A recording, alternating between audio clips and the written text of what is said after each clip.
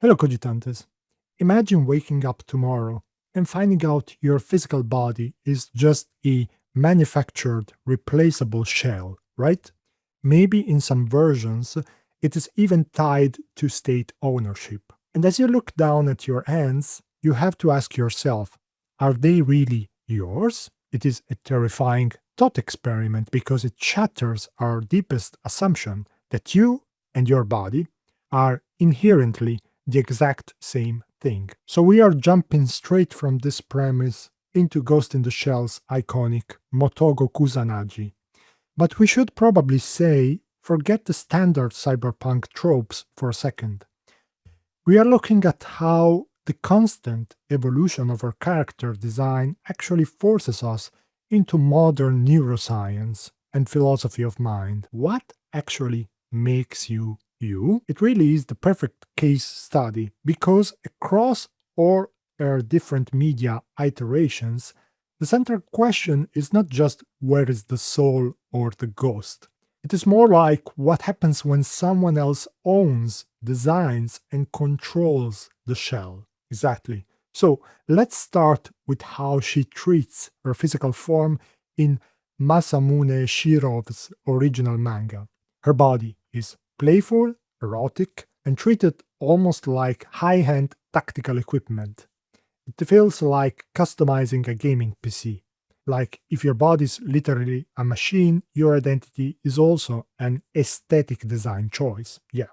So she does not just inhabit a body there, she operates it. But then Mamoru Oshii's 1995 film completely flips the dynamic. Oshii strips away the manga's lighter elements, like those cute AI spider tanks, and he deliberately isolates her. Her body becomes heavier, more clinical, and heavily referenced from female bodybuilders. And the nakedness in that film is not simply erotic at all. It is cold, functional, and tied to her thermopic camouflage. But here is what I do not quite get. Why does this create such profound existential doubt for her in that film? Well, think about it from her perspective. If I drive a rental car, I do not suddenly have an identity crisis. She knows she's in an artificial body, so why the dread? Because a body is not a rental car.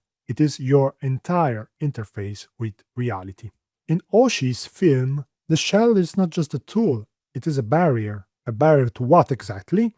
To her sense of self. When she looks down and sees a government issued artificial body and synthetic skin, she has to ask, does this artificial flesh prove I exist, or does it prove I'm just software running on government hardware? And that hits hard when you look at some of the PlayStation artbook pages showing her in these different operational shells, like her blue Section 9 uniform.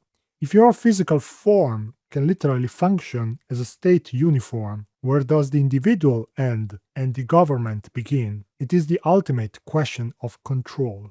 Now, the standalone complex anime takes a different angle. She treats her body with absolute confidence, almost like easily mastered command software. No dread, just sheer utility, right? But what is really fascinating is what happens when you try to pull this neutral, replaceable body concept into the real world. I mean, the 2017 live action film.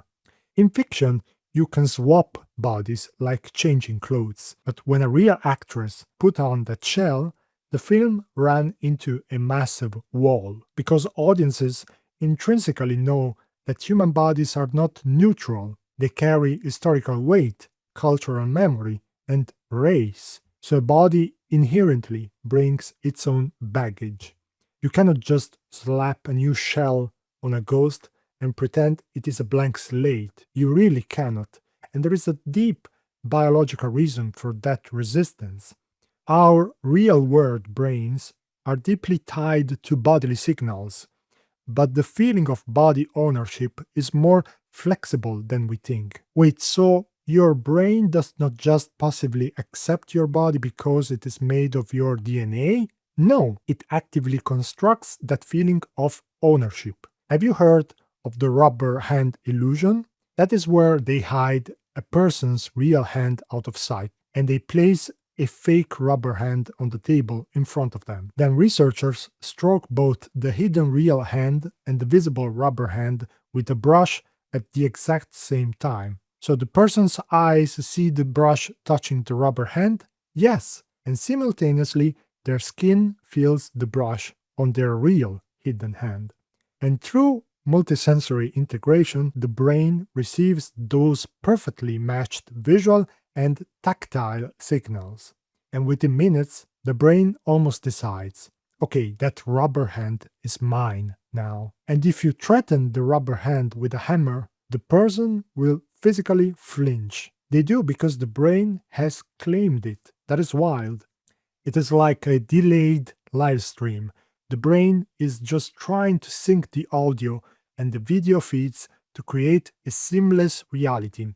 And one way to explain this today is predictive processing, because your brain is locked in a dark skull.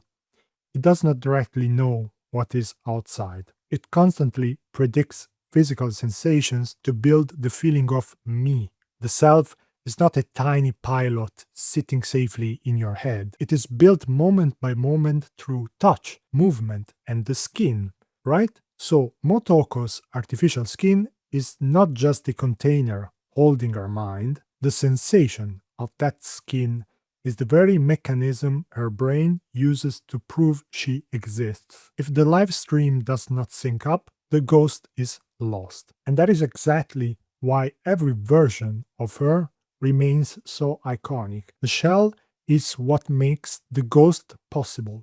So as you listen to this, think about your own body right now. Think about that replaceable, upgradable shell we imagined at the start. If your entire sense of self is a fragile, ongoing prediction built by sensory signals syncing up, how easily could these signals be manipulated to completely rewrite what feels like you? Something to mull over. Until next time, happy thinking.